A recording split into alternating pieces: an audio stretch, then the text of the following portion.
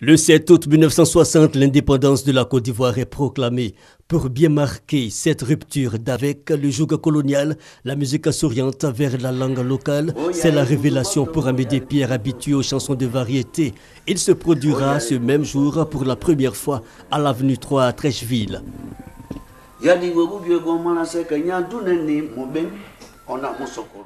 Dans son sillage, Yapi René le Yapi Jazz, Anouma Broufelis et l'Ivoiris Band, puis un artiste atypique, toujours coiffé d'un chapeau melon, Mamadou Doumbia, avec son orchestre Conseil de l'Entente, qui s'imposera en 1963.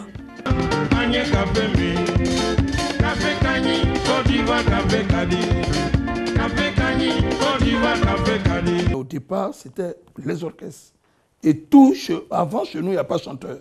On est d'abord guitariste, on est d'abord instrumentiste et on chante pour compléter son art. Donc Mamadou Doumbia jouait d'une guitare assez particulière qu'on appelle la guitare hawaïenne. Il a été avec Angbakou Ludovic les seuls à jouer.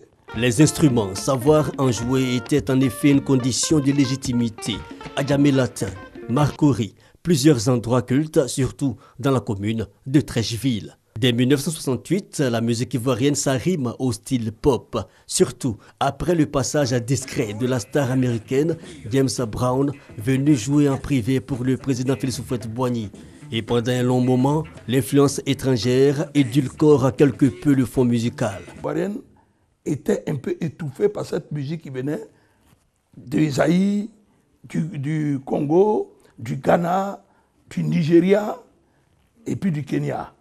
Ce qui a obligé Amédée Pierre un moment à faire la Kouela, le Mwambé numéro 6 comme faisait Johnny Bokilo. Il y a eu le Wouli Boogie, Pachanga, Chachacha, la plupart. Et cette musique même va éclore après maintenant le High Life de Mamadou Doumbia dans les années 75. L'époque des précurseurs Amédée Pierre, Fass Clark, Aspro Bernard prendra fin avec l'émergence de jeunes loups, les réformateurs. Ziboté, enregistré à Lagos en 33 tours, propulse Ernesto Djedje sur le devant de la scène.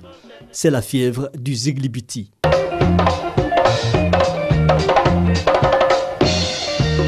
70-80, le miracle ivoirien est bien accompagné.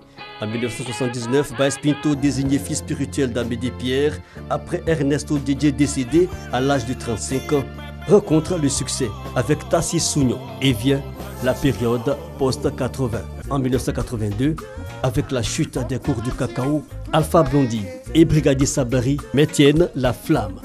Que reste-t-il aujourd'hui de cet héritage?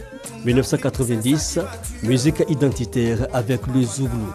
2000, musique de compensation avec le coupé décalé. Une identité à reconstruire donc, c'est tout là le défi des nouveaux acteurs de la musique ivoirienne.